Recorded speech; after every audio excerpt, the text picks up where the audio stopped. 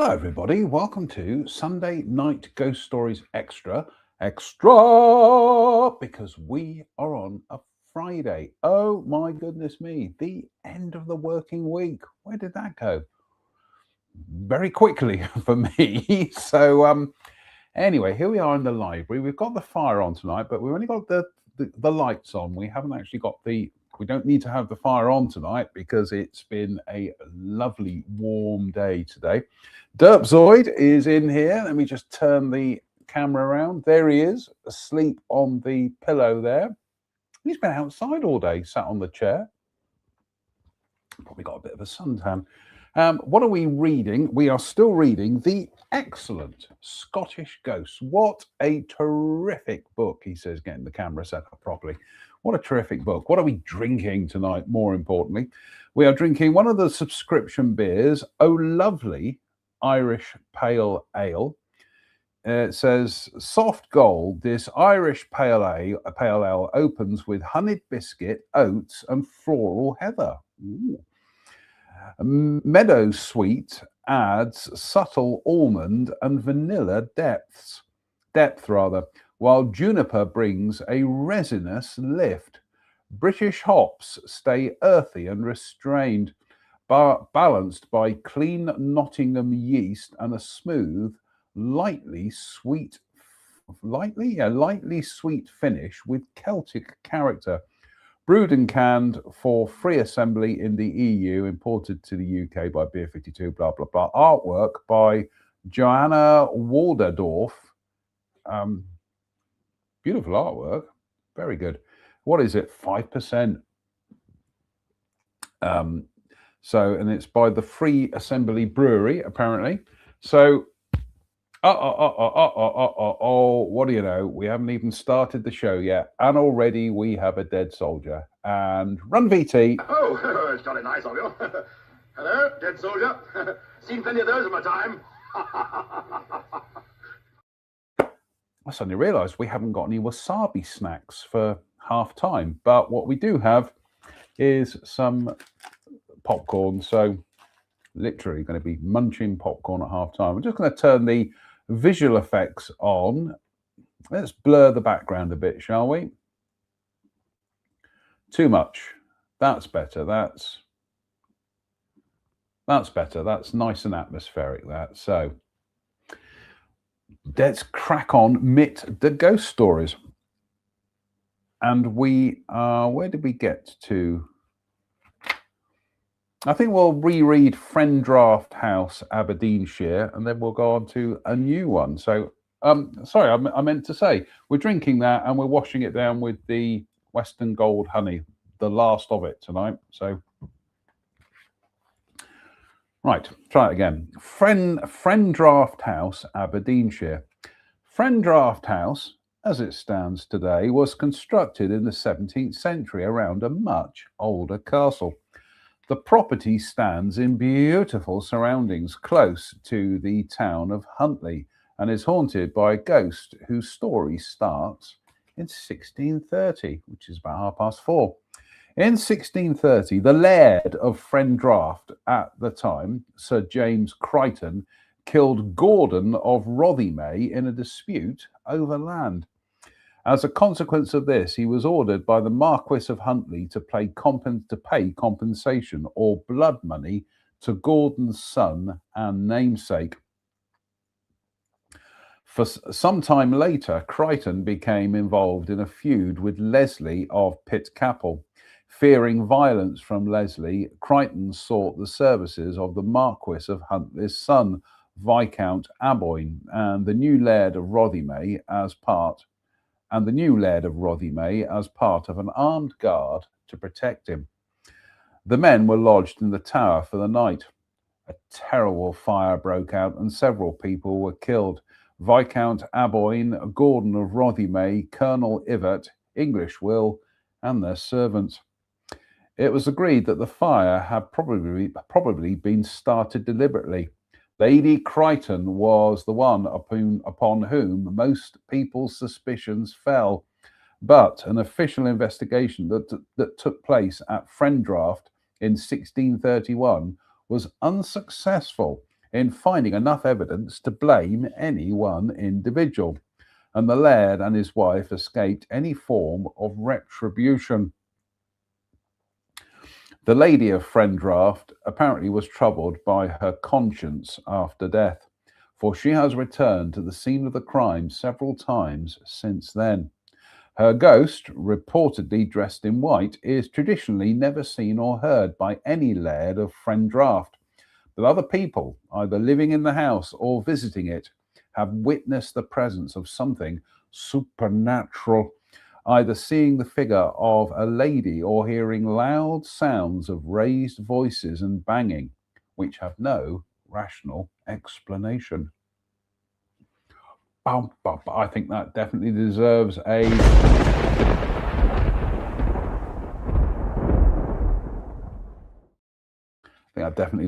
copyright strike from YouTube or Facebook or somebody like that. Right, let's have a beer, shall we? So we're going to try this Oh Lovely Irish Pale Ale, soft gold. This Irish Pale Ale opens with honeyed biscuit, oats, and floral heather. Right, got a lot to live up to. Not bad.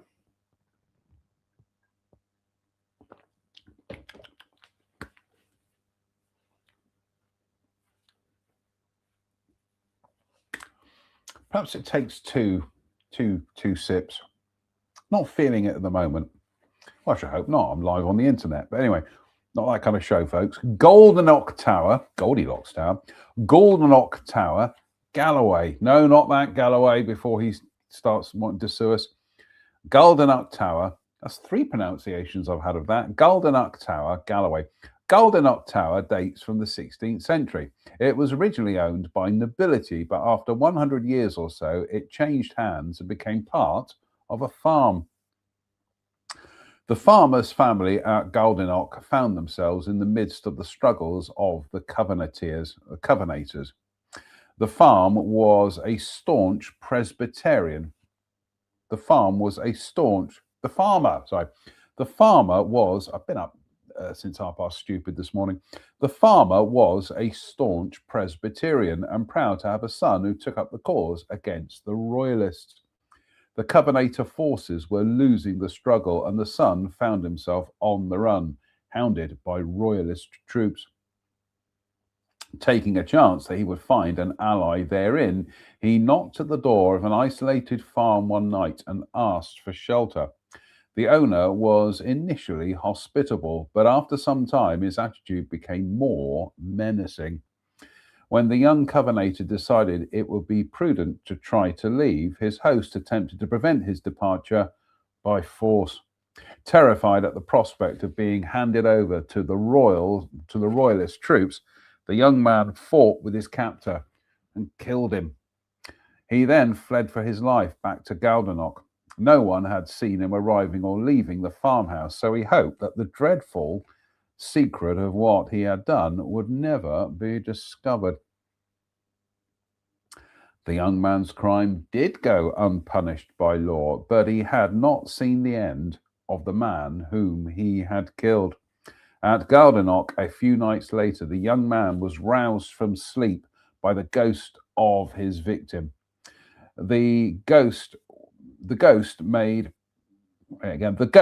further sleep impossible for the young man by throwing objects and furniture around the room and laughing and shrieking maniacally. The ghost then set about tormenting the rest of the family, and soon all the inhabitants of the farm spent their days in dread and their nights in fear. For weeks on end, the activities of the murdered man's spirit continued relentlessly. A minister was summoned to help, and he tried to exorcise the ghost, but the ghost was having none of it. The torment went on night after night, week after week, until, driven to distraction, the family fled. The ghost remained at Goldenock, and when a new family moved in, it started a campaign of mischief of another sort. For most of the time, it was quiet, but then, unexpectedly, it would play sudden and dangerous tricks. The family, sitting by the fire one night, were startled into frantic activity when a peat from the fire suddenly flew out of the hearth. Within moments, one of the outbuildings in the farm was ablaze. On another occasion, the malicious ghost lifted the grandmother of the family from her chair, carried her to a nearby stream, and ducked her in the freezing water, lifted her out again and left her on a nearby wall, wet, shivering, and frightened half to death. Many attempts were made with the help of various members of the clergy to rid the tower of its unwanted inhabitant, but the ghost seemed to have the measure of anyone who came. It would taunt people with its demonic voice and laugh at their feeble attempts to banish it. Finally, one particularly determined minister came to the house. Summoning a band of followers with good, strong voices, he took on the full force of the ghost. The minister and his helpers opened their psalm books and began to sing with gusto. The ghost was stirred into activity by the sound of the singing and, rising to the challenge, began to sing its own songs in response, louder than the minister's choir. So the minister urged his people to sing louder as well. The louder the choir sang, the louder the ghost sang, until both parties were singing at top volume. At night, the minister urged his choir on as they worked their way through psalm after psalm. When all the psalms that they knew had been sung, they started with the first one again. The people in the choir were very tired and their voices were croaking, but still the minister urged them on, his voice rising above the others as he sought to outdo the ghost. As the first light of dawn glimmered in the distance, the ghost had to admit defeat. Finally, it had found a force stronger than it was. Its creaky voice was heard for the last time as it told the assembled crowd. Its creaky voice was heard for the last time as it told the assembled crowd that it had given up. The minister and his victorious forces, exhausted, made their way home. The ghost of Guldenock was never seen again.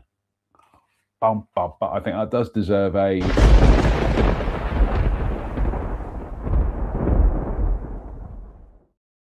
That does deserve a copyright strike.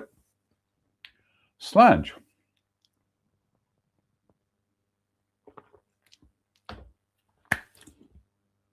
Not bad. Not bad. Cheers, me beers. Oh, lovely.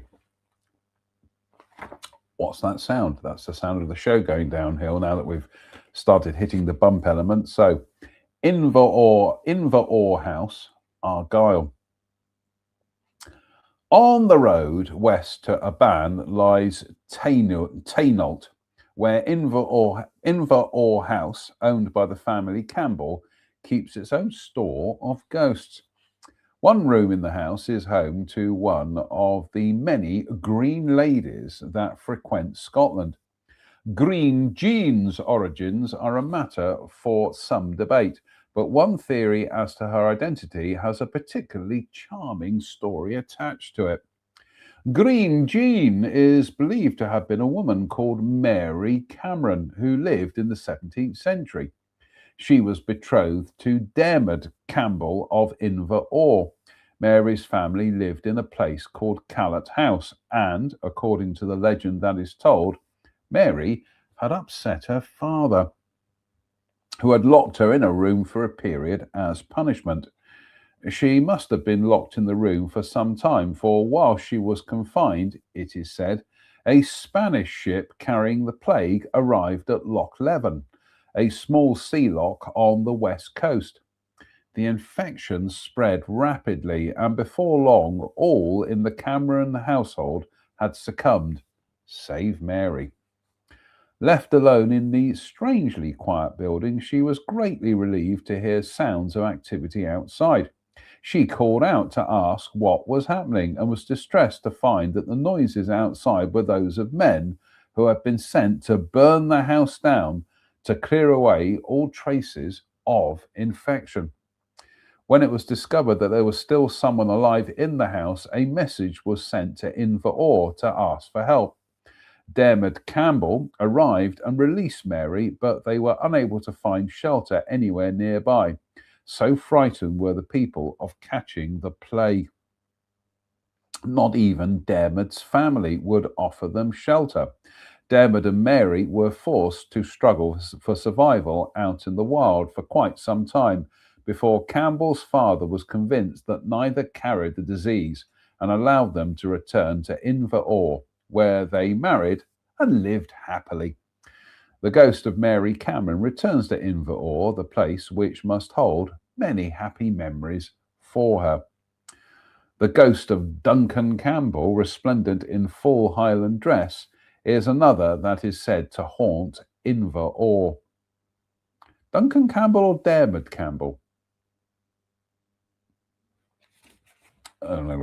In the early 1700s, which is kind of 5 o'clock, Duncan's brother Donald was killed by Stuart of Appin in a fight.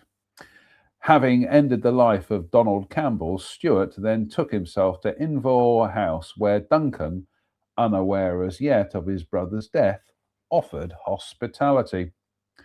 The night after Stuart arrived, Duncan was tormented by the bloody figure of his brother appearing at his bedside, accusing him of making his murderer welcome. But he took no action. Finally, the ghostly figure gave up, but not before telling Duncan that he would meet him at Ticonderoga. Duncan Campbell had no idea where Ticonderoga was until some years later, when serving with the Black Watch in America, he took part in an attack on a French fortress of the same name. He died from the injuries that he sustained in the battle, but the ghost of his brother had finally been avenged. At Inverore House, his figure returns from time to time, visiting the room that has been named after the battle where he lost his life. I think we'll have a sting.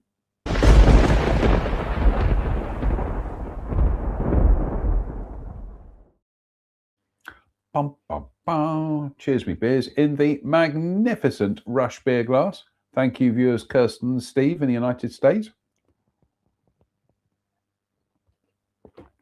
Oh, bump. Slange.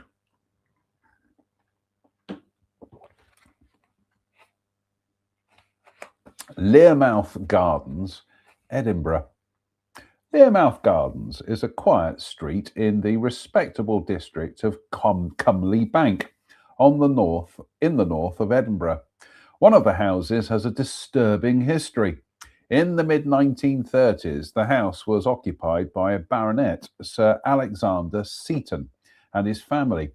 The family took a trip to Egypt and brought back a souvenir that they would later regret ever having set eyes upon.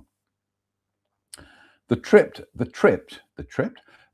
to Egypt incorporated a visit to the Temple of Luxor, and in spite of the fact that it was illegal to remove anything from the tombs, Lady Seton picked up a small bone as a memento and brought it back to Scotland with her.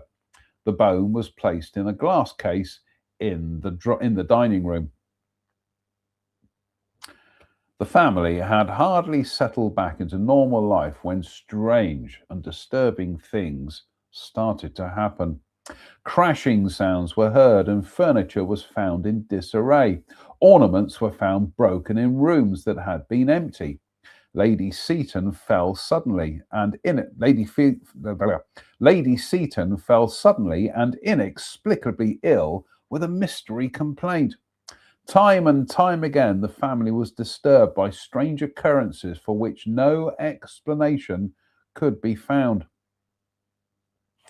Strangest of all was the sighting of a ghostly figure in long robes that appeared in the house to several people, residents and visitors alike. Servants of the family became unnerved and sought employment elsewhere. At one point, Sir Alexander lent the bone to a scientist friend. Strangely, the ghostly figure disappeared from Learmonth Gardens for a while, only to be seen at the home of his friend.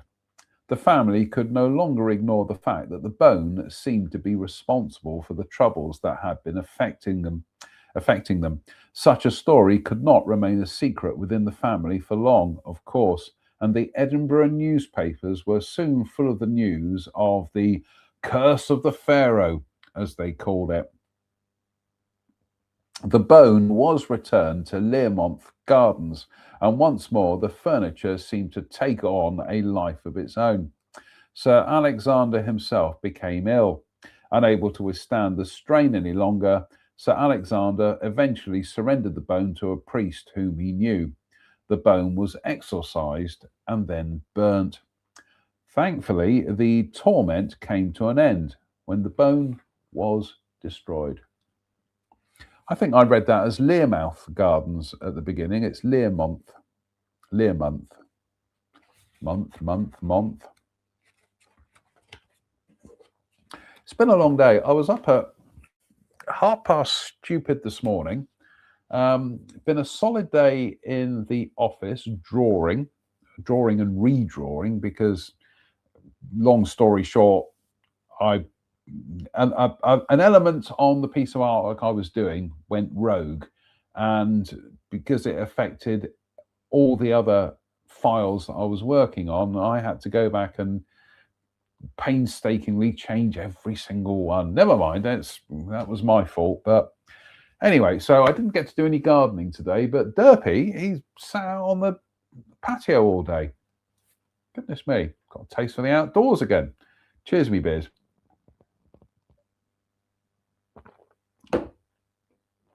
Sludge. I have got some fan mail.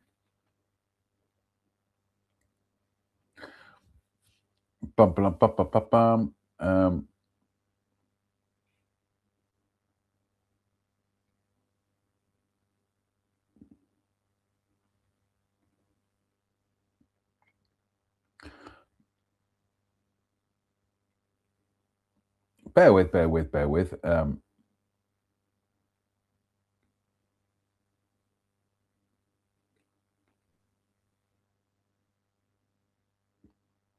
Shouldn't send messages when I'm doing live shows, but Leith Hall, Aberdeenshire. Leith Hall, Kenneth Mount in Aberdeenshire, is now a National Trust for Scotland property, but from its construction in the 17th century until 1945, it was owned by the Leith family. The family suffered a tragedy in 1763 when John Leith was shot by his wife Elizabeth during what is thought to have been a drunken argument. He died from his wounds. A ghost appeared to the people who were living in Leith Hall in the late 1960s, which is thought to be that of the victim himself. Another ghost, a woman, is believed to haunt the building. Her identity is not known. An American writer called Elizabeth Bird, spelt B-Y-R-D, occupied part of the building with her husband, Barry Gaunt. They both reported hearing strange sounds for which they could find no obvious explanation, and the sounds of footsteps and banging doors in parts of the house that they knew to be empty. Let me read that again. They both reported hearing strange noises for which they could find no obvious explanation, and the sound of footsteps and banging doors in parts of the house that they knew to be empty. Strange smells were noticed too, similar to the scent of incense. And Bird and her husband swore they could hear the sound of music and the drone of bagpipes. On one particular occasion, Barry Gaunt saw the figure of a woman in one of the rooms they lived in. The figure was dressed in 18th century clothing. Elizabeth Bird also reported that she found the atmosphere in the master bedroom most unsettling, and that one night as she slept in the large four-poster bed in that room, she awoke suddenly to see the figure of a man in Highland dress standing at the foot of the bed. The man's head was swathed in bandages, but from what she could see, he bore remarkable resemblance to the portrait of John Leith, with which she was familiar. I think we'll have a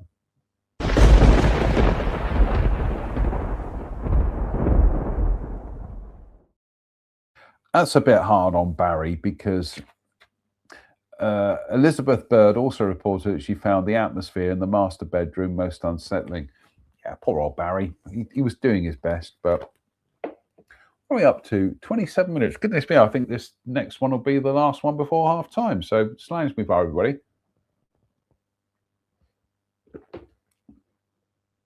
Your good health.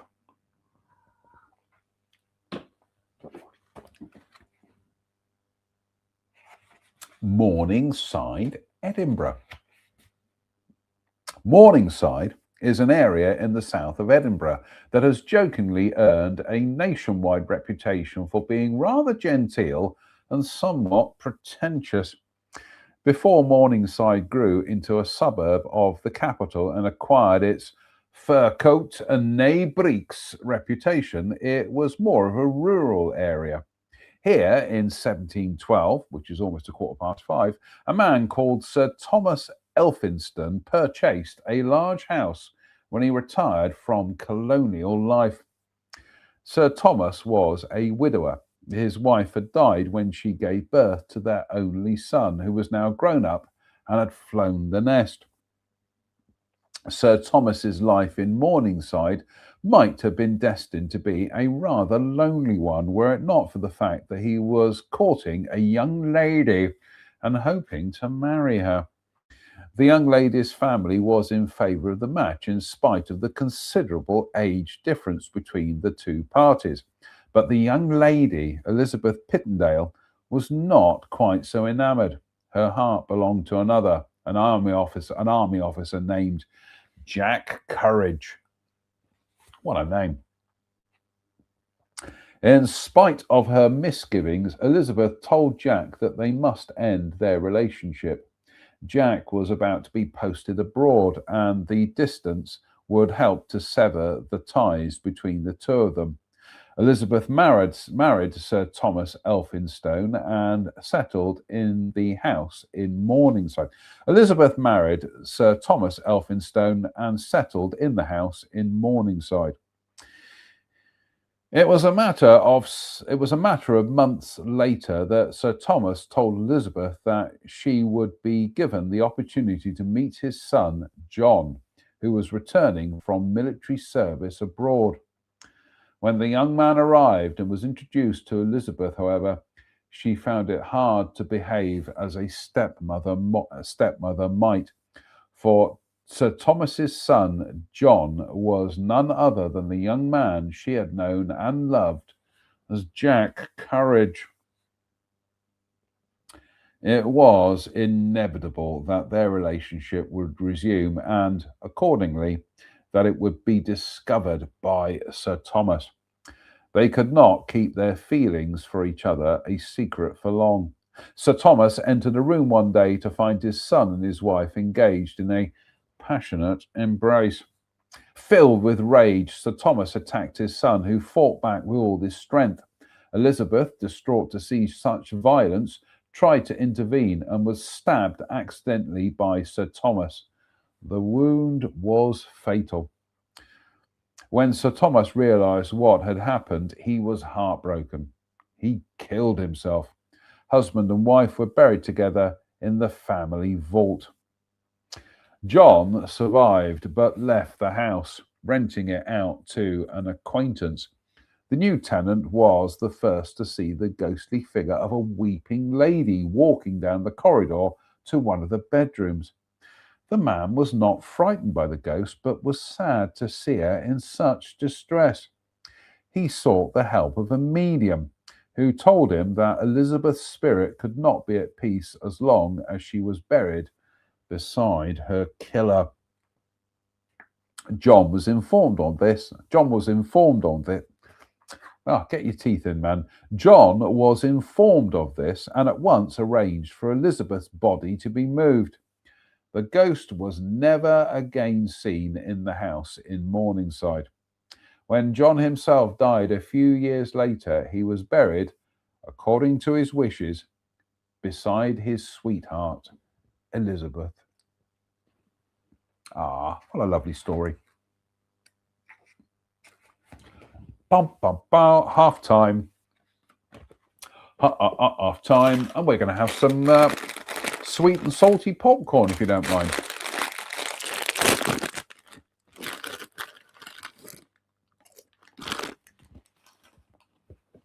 Yeah, quite sweet, quite salty. Cheers, me beard.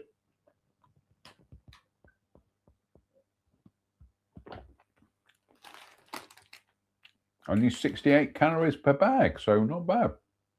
Sound.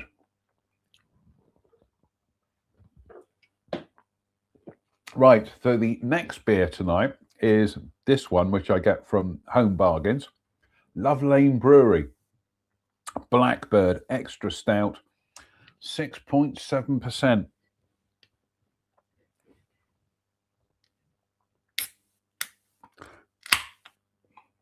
So, and it says, oh, we'll read the blurb when we've poured it out. But The Liver Birds, 1970s sitcom written by Carla Lane, who also wrote Butterflies, starring Wendy Craig and Jeffrey Palmer. And this says, Blackbird Extra Stout, brewed under the watchful eyes of the Liver Birds. Roasted barley, flaked oats, and a selection of dark malts are combined to create a robust, dark stout with notes of coffee, rich toffee, and chocolate, finished with a lingering tannic bitterness. A special release from Love Lane. I'll say so. Love Lane Brewery, 62 to 64 Bridgewater Street. But not that Bridgewater, not the one down the road. This Bridgewater has an extra E. Love Lane Brewery, 62 to 64 Bridgewater Street, Baltic Triangle, Liverpool, L100AY. And also Love Lane Brewery, Belfast.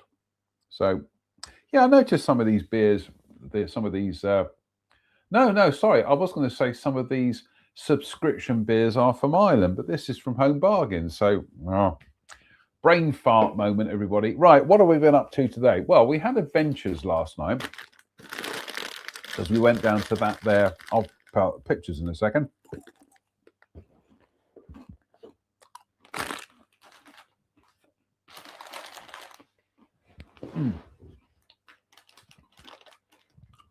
Let's bring up the pictures. So, Facebook. So last night I was doing an event down at a toy shop in Glastonbury called Jadlam Racing Models, and it was their car night. They have cars there, OVs, they had 3 DeLoreans, goodness me, kitted out like the ones from Back to the Future. So there we go, 3 DeLoreans. I don't think I've ever seen a DeLorean before. So I'll see if I can find the other pictures of the DeLoreans, not the Mandalorians. I'm just having a quick look. They might be on the other page actually.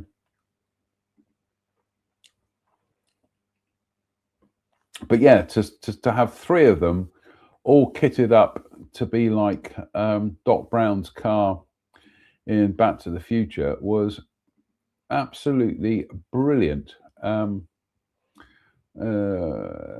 No, I can't find the pics. I'll ping them up onto my Facebook timeline. But yeah, there's me in front of Jadlam. I was doing a demonstration on behalf of the Japanese model and toy company Tamiya from Japan, one of the biggest model and toy companies in the world, quite frankly. So lucky old me, he said modestly.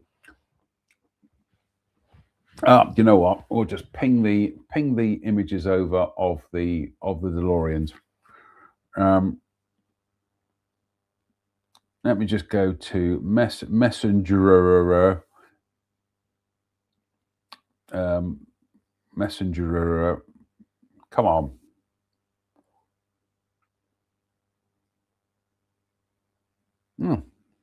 Why won't it? Why won't it send the pictures, for goodness sake? Right, we'll try it again. Select.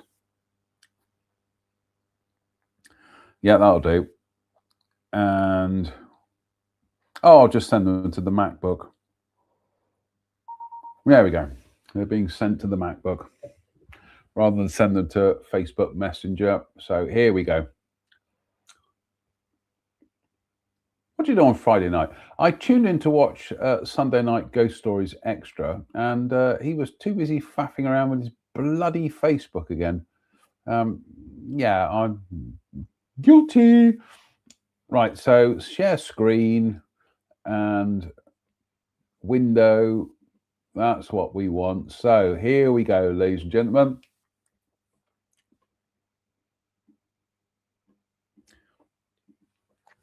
Three DeLoreans outside of Jadlam in Glastonbury. Absolutely brilliant. And there they are again. And look at that. Oh, so like I say, I'd never, up until yesterday, I don't think I'd ever seen a DeLorean in my life. So to see three of them, there was absolutely brilliant. And then on the way home, driving pretty much all the way through Wells, through Glastonbury and into Wells and down towards Cheddar, I was in like a convoy with one of the DeLoreans and a classic red Mini, which made me feel a little bit jealous because I do miss my old green Mini Cooper. The Green Machine. Oh God, I love that car.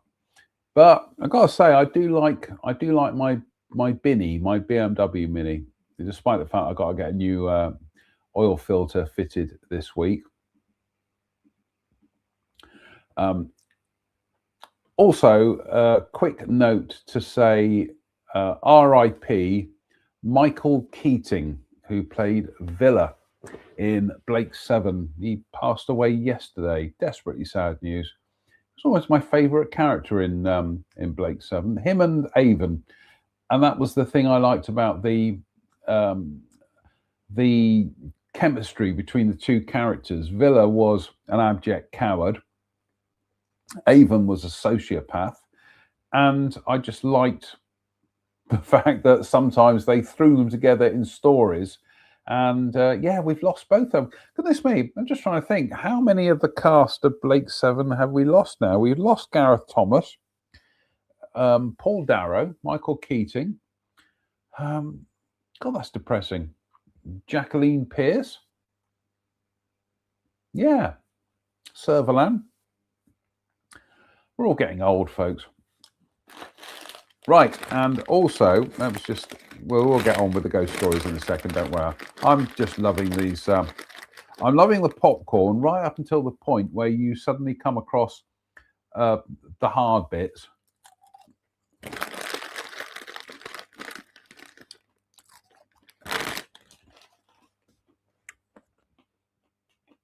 So yesterday, I also had popped round to see friend Faye, and despite the fact that it was bloody hot, we decided we'd had chips and mushy peas. So why not? We sat outside and we had chips and mushy peas. Her cat Batman was also outside enjoying the sun, because it was a bit sunny yesterday. I also had to deliver to Faye her new sunbed, and there is Faye on her new sunbed, and there we are. There's Faye enjoying her sunbed, me enjoying my cup of tea. So, and also enjoying Faye's Faye's stickers on the back of her van. I will take some photographs of them at some stage because they are hilarious. But anyway, there we go. So always good fun to spend time with Faye. She is such a positive energy force. Did I just say energy force? That sounds so pretentious, but she's such a positive person to be around. Because I haven't got any wasabi mix, that's why.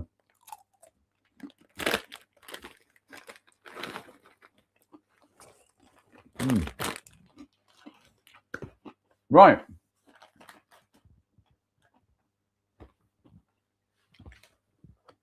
Oh, we've got to top up the I get a funny feeling we might have a dead soldier here. Surely not two in the space of one night. No, not quite. But I think we will before the end of the show. So here we go.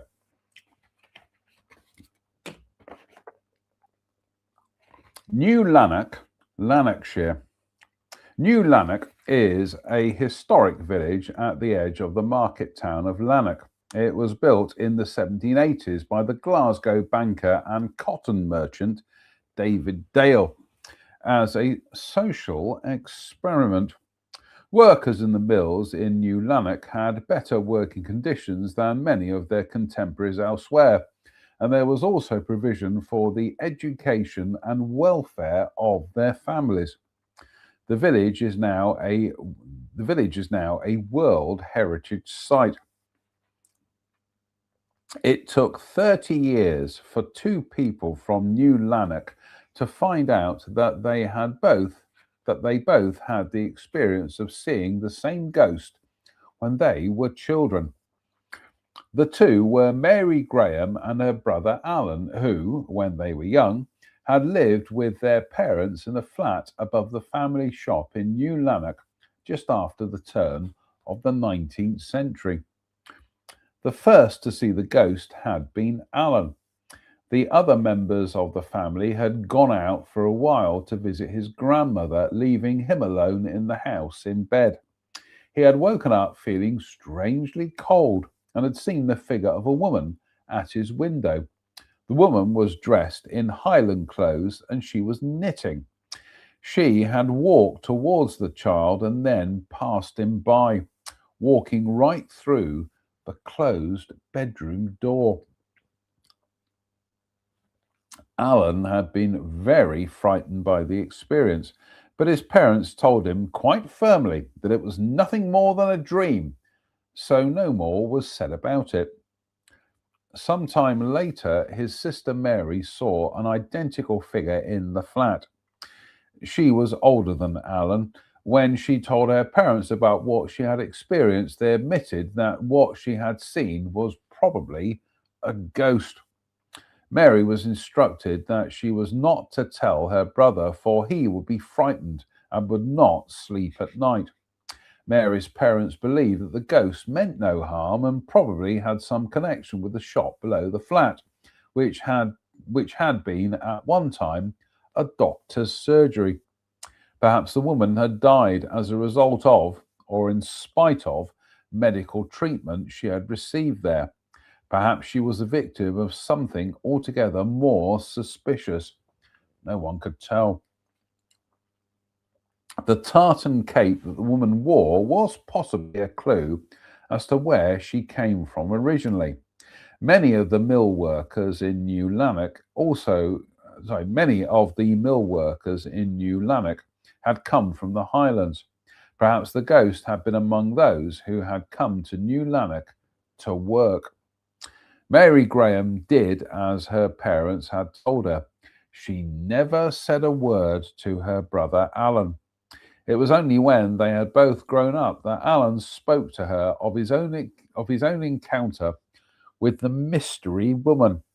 Finally, brother and sister discovered that they had both seen the same ghost.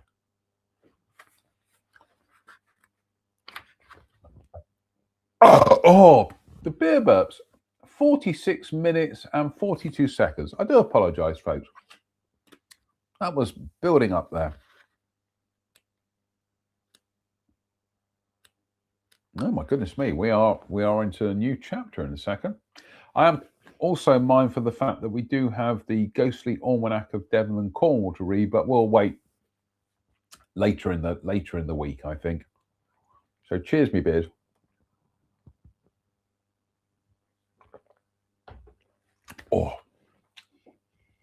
Oh my goodness me, that Love Lane. See, when they say there are notes of coffee and chocolate, you can taste it. I know some beers, sometimes they go, oh, you can, it's got notes of kind of like fairy dust and the Sahara Desert. And you just like, really? That does what it says on the can. There really are. I can taste it at the back of my throat now. Robust dark stout with notes of coffee, rich toffee, and chocolate. All lovely. And that's from Home Bargains, which I love as a shop. Do great fat balls, do great bird fat balls there and other bird feeding apparatus, and just a great shop. Anyway, what do you know? We've got another dead soldier. And Run VT. Oh, it's jolly nice of you. Hello, dead soldier. Seen plenty of those in my time. Sorry, we are going to have some more popcorn.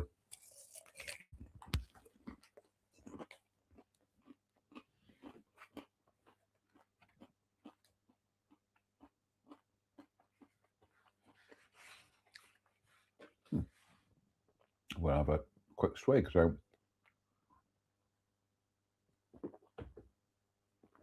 oh, lovely slange. Oh, lovely. Queensberry House, Edinburgh. Queensberry House in Edinburgh's Canongate was used in its last years as a hospital for the long-term care of the elderly and infirm. It is now demolished. It was first built in the 1680s as a home for William Douglas, the first Duke of Queensberry. The Duke spent a great deal of time at Queensberry House, preferring life in the capital to staying at Drumlarrig Castle, his other residence. A disturbing story about Queensberry House gave rise to reports that it was haunted. It is said that there was one particular member of Queensberry's family who was insane. He was a powerful man and had to spend most of his life in confinement within the family home, both for his own safety and that of others. One night, however, he was left at Queensberry House, locked in his room, while the rest of the household went visiting elsewhere overnight. Only a kitchen hand remained at Queensberry House, tending to the kitchen fire. The young lad was dozing by the fire when he was disturbed by the sound of footsteps. Rousing himself and sitting up, he was horrified to see the madman standing in the doorway of the kitchen. Rousing himself and sitting up, he was horrified to see the madman standing in the doorway of the kitchen. He had broken out of his room. The poor lad froze in terror as the madman came towards him, a maniacal gleam in his eye. The kitchen hand was young, small, and slight. He was no match for his powerful opponent, nor could he reason with his attacker. How can you reason with someone who has no grasp of reality whatsoever? He was helpless, abandoned to his fate at the hands of a lunatic. The fate of the kitchen hand was dreadful. Terrible visions of his torment were to fill the nights of the rest of the household with terrible dreams for a long time to come. When they returned the next day to Queensberry House, the kitchen fire had gone out, but the terrible smell of burning flesh filled the air. In the kitchen, they found the charred remains of the boy still tied to the spit where he had spent his last agonizing moment. He had, quite literally, been roasted alive. The cries of the kitchen hand were to be heard in the old kitchen at Queensberry House for many years afterwards. Oh, what a grim story. Oh.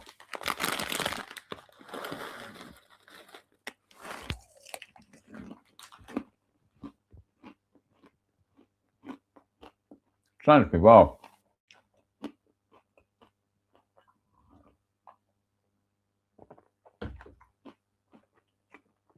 Cheers, me beard.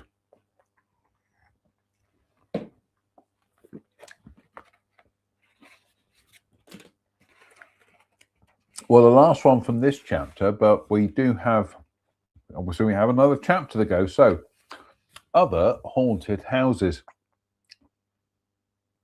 Compared to most of the buildings that have found their way into this book, one particular house in Edinburgh, being much less than a century old, is a surprisingly young place to find itself haunted.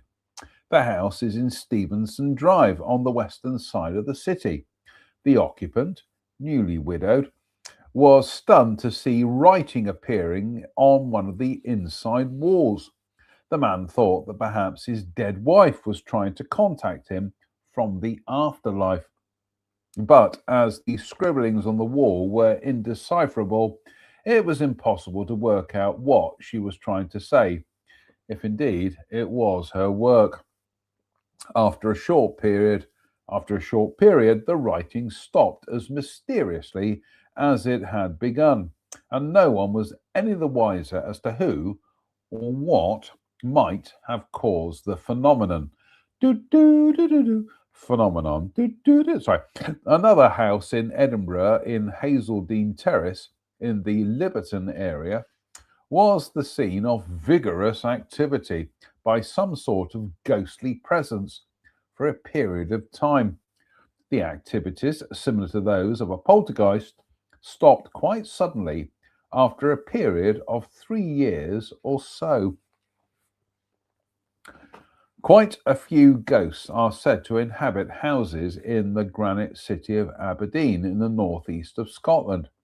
The shadowy figure of a young woman is said to haunt one particular house, the ghost of a young servant who was unjustly accused of theft by her employers. Driven to despair at having to live with the shame of their accusations, the young girl felt compelled to take her own life. Another house is said to have been the home of quite a friendly ghost. The figure was that of a man wearing a large hat and a cloak. Children in the family were well used to seeing him and were not afraid, but apparently when their mother caught sight of the phantom one day, she spoke to him firmly and advised him to leave, as she did not want the children to be disturbed. The ghost, it would seem, took heed of her words and moved off elsewhere, for the family did not see him again. Who he was and why he appeared was never known. A cottage in Fife is said to be one place where at least 3 ghosts share the accommodation quite harmoniously with its living occupant. It seems that when a young couple first moved into the cottage and began working on it to modernize it to their own tastes, strange poltergeist-type activities began to bother them. After a time, it would appear that the ghosts and mortals have become accustomed to each other's ways, and the living occupants find it quite comforting to come home to a place that has signs of life in it, rather than a dark, empty house with no one at home.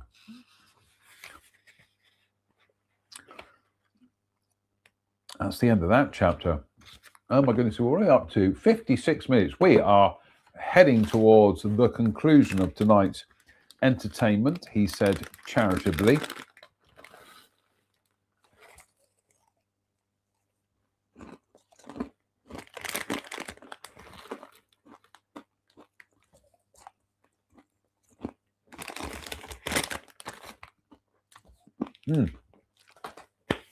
That certainly is salty.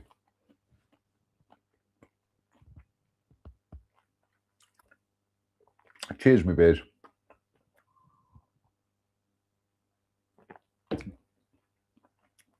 Slange. In the magnificent United Federation of Planet Shot Glass, again courtesy of viewers Kirsten and Steve in the United States of America. God bless the pair of you. Slange me bar. In fact, we are going to have our third dead soldier for tonight. Goodness me, this will help me sleep tonight. And for the third time this evening, dead soldier. Oh, it's jolly nice of you. Hello, dead soldier. Seen plenty of those in my time.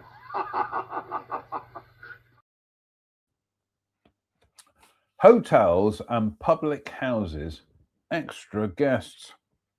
The Scots have a reputation for their hospitality, but guests in some of the country's hotels and pubs, both old and new, might just find that they get a little more than they have paid for. Landladies who refuse to leave their territory even after death, spectres of former guests with mysterious histories, anonymous presences that tease and torment the unsuspecting visitor. These are just some of the ghosts that haunt various establishments countrywide. Oh, the beer burps again, do apologise. The following stories are just a selection of the numerous strange tales that the pubs and hotels of Scotland have to tell. The older inns, in particular, make many a visitor's stay all the more worthwhile when the presence of something supernatural makes itself apparent. Should you find yourself stopping for a drink or a meal in an old Scottish pub or inn, you would be well advised to inquire within whether there are any extra non-paying guests in the place. In some places, it would take several strong drinks before you can start to see things. But in others, you can have the strangest experiences. Even if you are completely teetotal.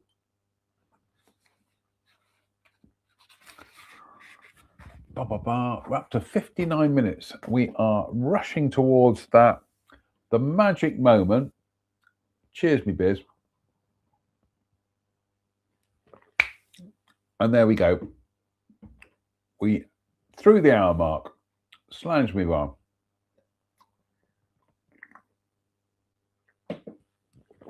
I think this will be the last deux or trois tonight.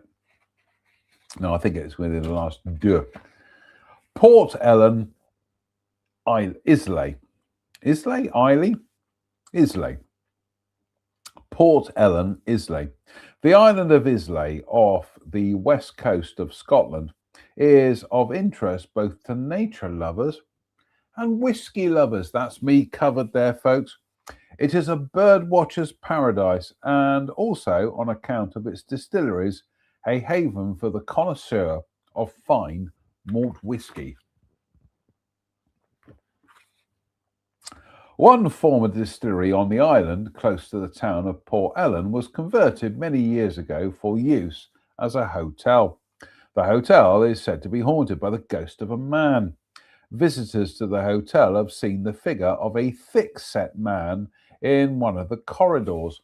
One visitor in particular claimed to have been troubled by a recurrent dream of falling from a great height while staying at the hotel. The story that is told to explain these occurrences would be amusing, were it not for the fact that it has such a tragic ending. Apparently, when the building was still in use as a distillery in the 19th century, an enterprising and thirsty rogue with a taste for a good drop of malt broke in one night. He must have had a lovely time once he had found his way in. He climbed to the second floor, found himself with a good quantity of whiskey, and settled down to enjoy himself. Obviously, he drank more than a drop. Who wouldn't, after all, if given the chance to imbibe as freely as this? We'll try it again. Obviously, he drank more than a drop. Who wouldn't, after all, if given the chance to imbibe as freely as this? After some time, the burglar must have decided that enough was enough, and he ought to be getting back home to his bed. A pleasant fog had settled around his brain by this time, however, and he was not entirely sure how to find his way out of the building. Which way had he come in? Unconcerned, he decided that he could not be bothered trying to retrace his steps, and instead attempted to make his escape through the nearest window. Our hapless hero had forgotten, however, that he was on the second floor of the distillery. The nearest window was a long way from the ground, and he was killed by the impact of the fall. The window from which the unfortunate burglar jumped was sealed up during the conversion work on the building, but his ghost still appears in the hotel from time to time around the place where he met his death.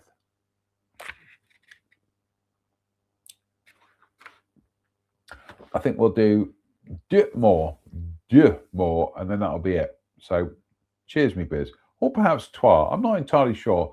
What are we up to? 1 hour and 3 minutes. We'll see how things go. Oh, lovely. Slides.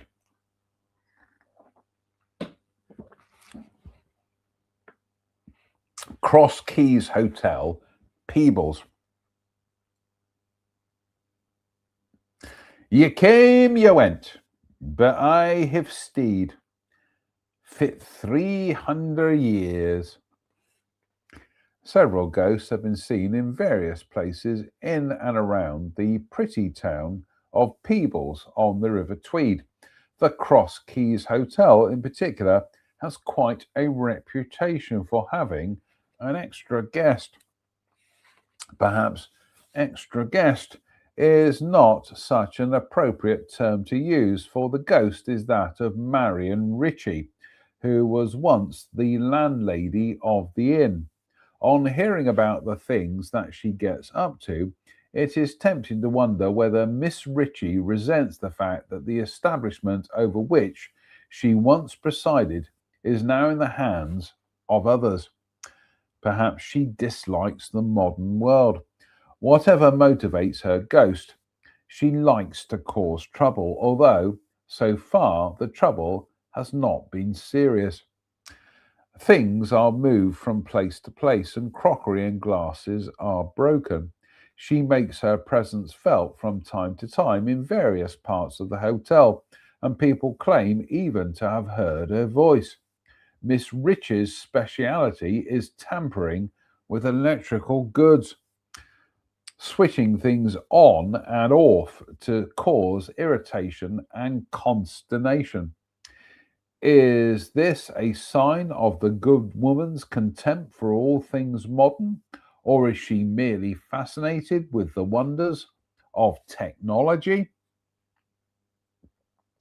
In 1975, the hotel attracted the interest of a group of investigators who brought recording equipment into the hotel to try to capture Miss Ritchie's voice on tape. They set up their machines and settled in to wait for some action. Obligingly, Miss Ritchie made herself heard.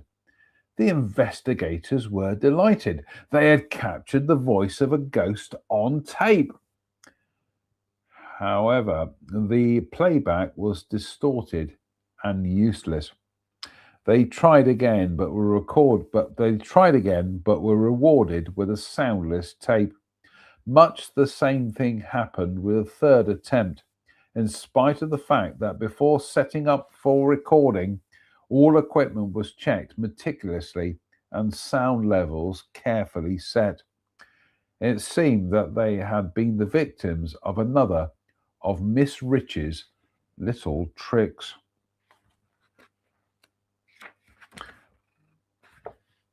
Dutmore tonight. We're going to do Dutmore and then that'll be it. I'm downstairs to have some Family Guy and some supper. So, slange me var. Oh, lovely. Cheers. Oh, lovely. The Clydesdale Hotel, Lanark. Lanark is a busy market town in the south of central Scotland. The Clydesdale Hotel is an old building in the town, built around the end of the 18th century.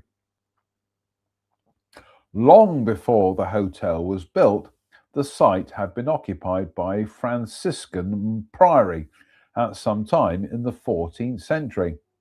In the cellars of the hotel, staff have often reported feeling strange sensations, like sensing a figure passing silently by in the darkness and hearing strange noises unrelated to the sounds of the hotel above them. The figure of a monk is also reputed to have been seen down there. Is he called Harry? Let's find out. Last un for tonight, folks. Goodness me.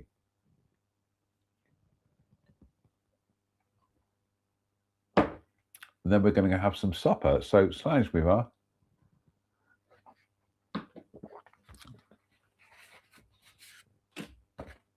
The Covenator Hotel, Falkland. In the picturesque and historic royal burgh of Falkland in Fife stands the Covenator Hotel, a building some 3 or more centuries old, but internally altered considerably over the years. The hotel is the haunt of a female figure who has been seen floating around the bedrooms from time to time. No one can be certain of the identity of the woman. Some have claimed that it is the unhappy spirit of Mary, Queen of Scots, who lived for a while at nearby Falkland Palace. The ghost of Mary, Queen of Scots, however, is also said to haunt several other places in Scotland. Like the ghost of Bonnie Prince Charlie, Mary's spirit is one that more sites would like to lay claim to than are credible. The beer burps. That's it for tonight. Actually, we'll read that again. Like the ghost of Bonnie Prince Charlie, Mary's spirit is one that more sites would like to lay. Like the ghost of Bonnie Prince Charlie, Mary's spirit is one that more sites would like to lay claim to than are credible. That's it. Slange me, var. Oh, oops, Daisy. Your good health.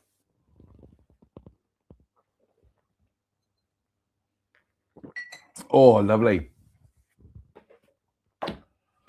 That's it for tonight, folks. Hour and 10 minutes. You've had your entertainment's worth tonight. Fingers crossed, we'll be back for more of this nonsense. I mean, more of this quality entertainment on Sunday. Brace yourselves. Sunday night ghost stories.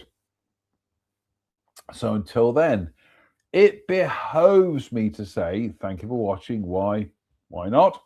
What else are you going to do on a Friday evening, a bank holiday Friday evening? Well, the bank holiday is Monday, but it's the long weekend. So what else are you going to do on a Friday evening and watch a confused man from Dudley with holes in his head, drink ghost stories, and read alcohol? Come on, folks. You can do better. I can't. I am trapped in this tragic existence of doing ghost story shows. Anyway, until the next time, as ever, thank you for watching. Why not? Stay safe, stay out of trouble, and please don't have nightmares. Good night.